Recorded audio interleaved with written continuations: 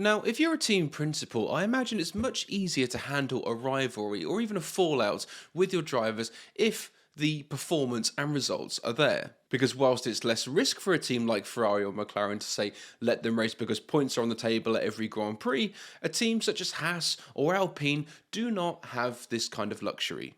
Now, Haas in this case have been through it on and off throughout much of their existence, combining the factors of a car that isn't performing and two drivers who don't quite seem eye to eye. Because if by some miracle your cars are running 9th and 10th, it makes sense for the team collective for them to hold position and just bring home the points, right? Well, perhaps the driver in 10th doesn't want to finish 9th, and let's say as well the driver in 10th doesn't want to be seen to be beaten by the driver in 9th. And so what eventually happens? They collide. Points down the drain, reputations in tatters, pissed off sponsors, and you're the negative talk around the paddock for weeks to come. And Haas, as we said, have been down this road many times before with Grosjean and Magnussen, Mazepin and Schumacher, but surprisingly Magnussen and Hulkenberg was a very harmonious relationship despite what we've seen before from them. They managed to coexist beautifully. Because if you looked up teamwork in the dictionary, there should be a picture of Hulk and K-Mag working together because some of their displays last season were absolutely glorious. It was really something that gave the team hope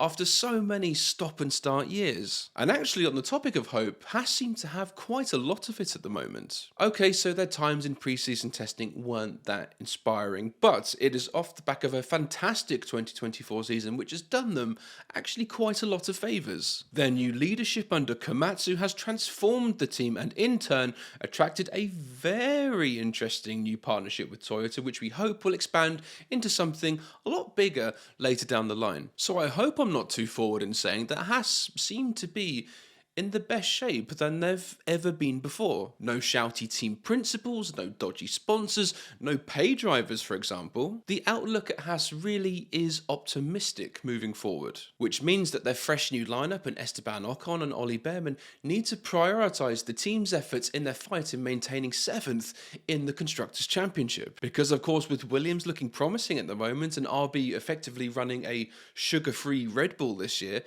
maintaining 7th could be a bit of a tall order considering what Haas have to play with this season. So as long as the Haas management, engineers and crew, people at the factory do their bits, what exactly can Ocon and Bearman do for the team? Well, first and foremost, Ocon must not let himself slip back into old habits. And Bearman, whilst he must use this chance to showcase himself, he must also not allow himself to be pushed around by the more experienced Ocon. So whilst on stats alone, the Ocon-Bearman partnership does look like a good decision, with Ocon being the most successful driver Haas has ever had and Bearman a seriously promising up-and-comer. I do wonder if finding a balance between these two drivers might be a bit more of a daunting job than Komatsu had envisioned. Because at the end of the day, both Bearman and Ocon are at Haas for different reasons and also different points in their career. And so with that, I sense the possibility of there being a clash might be more likely than we think. Because on one side of the garage, we have Esteban Ocon, who was really at last chance saloon with Haas, especially after self-destructing his relationship with Alpine. Because after all, that was supposed to be his team. He was supposed to be leading the French Ferrari to the front of the grid and all the glory and wins that come with it. However, it appears that once Pierre Gasly showed up, it all just took a turn for the worse. After a few odd manoeuvres on track and a few PR disasters as well, a split was eventually announced. And for quite a lot of last season, Ocon just seemed lost at sea. He was booted out of his own team and not really sure where the next drive was gonna come from. But after being picked up by Haas, this is a great chance and perhaps even his last chance to show his true potential. And I really hope he does because on his day he can really do some impressive things. He is a seriously good driver who can pull things out of the bag when it is least expected. And that's exactly what Haas needs. But on the flip side of that, what Haas doesn't need is the Esteban Ocon that overdrives, pushes beyond the parameters of his talent and gets himself into silly situations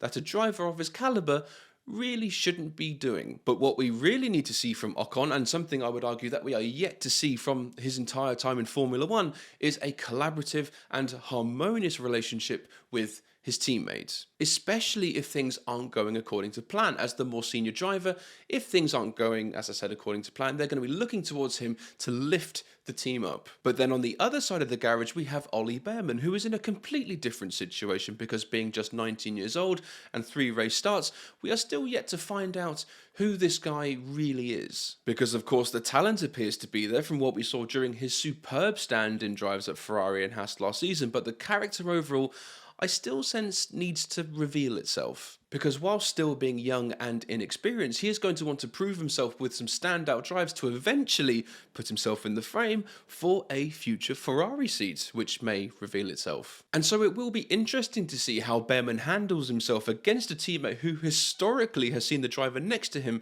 as someone who must be destroyed, and very aggressively so as well. And so whilst there must be some collective give and take between the two drivers to push forward the team's efforts, Bearman must allow himself not to be pushed around by his more experienced teammates. Stand his ground, of course, but don't allow Ocon to encroach on where he wants to go. And that also goes for Ocon as well, if Bearman really shows signs of confidence and sure-mindedness later in the season. And so to avoid any teammate drama or shenanigans, Haas have employed some rules of engagement which they will apply throughout the season, which, if followed properly, should lead to no uncalled for collisions, DNFs, and just tense moments. And that's all great and everything, but as Tyson famously once said, everyone has a plan until they get punched in the face. Or even that military saying, no plan survives contact with the enemy. And so it's all great for Haas to set up these rules of engagement which they expect their drivers to follow, but the repercussions for them if crucial points are lost for these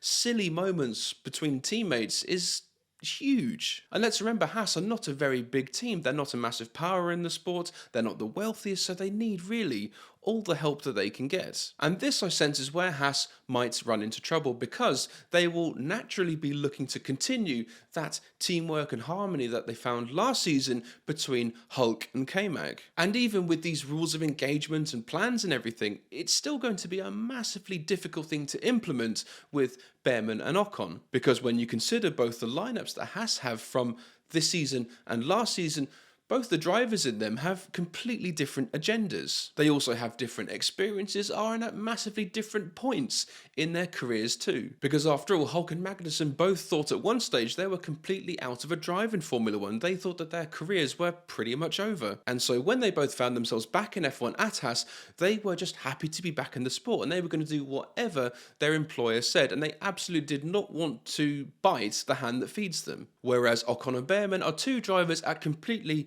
the other end of the spectrum. Both are hungry, they want to prove themselves, and in turn probably won't see eye to eye at times. And also for someone like Bearman, he probably doesn't know yet the repercussions of not doing what the team tells you to do. He's probably still yet to find out a lot of those things firsthand. And all of that in turn could be a critical and deciding factor for Haas's attempt to consolidate or improve on 7th place in the constructor standings. Because let's be real here, had it not been for the teamwork between Hulk and K-Mag last year, Haas probably would have been nowhere near 7th in the Constructors Championship. But it just goes to show, even if you don't have the best car, nor the biggest team, and nor the most wealth, teamwork and cooperation can still get you over the line and to punch well above your weight. And so this year, as I said, with Williams and RB looking to improve, Haas not looking as competitive perhaps as they did last season, so in turn are still going to be looking to lean on teamwork and cooperation to get them over the line, and just to secure those vital points. All those little 1 and 2 points,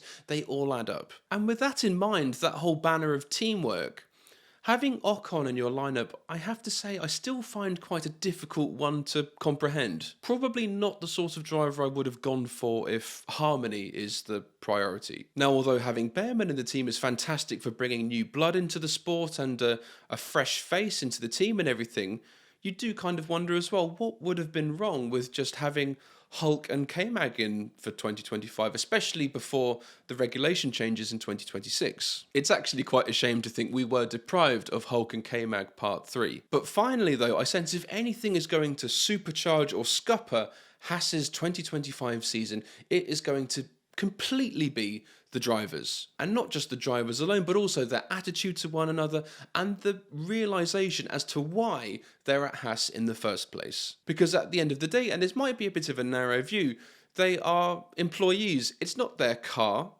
They're not driving for themselves. They are driving for the owners and all the men and women at the team. They are the deciding factor as to whether anyone at the team gets a bonus or gets laid off. So as long as this is drilled into their heads and Komatsu just reminds them of the bigger picture at a team like Haas, hopefully then everything should be fine. But what do I think? Personally, I think it's going to start well, but there'll be some point in the season, perhaps halfway, where the gloves are going to come off. But we're all just going to have to wait and see. Let me know what you think in the comments.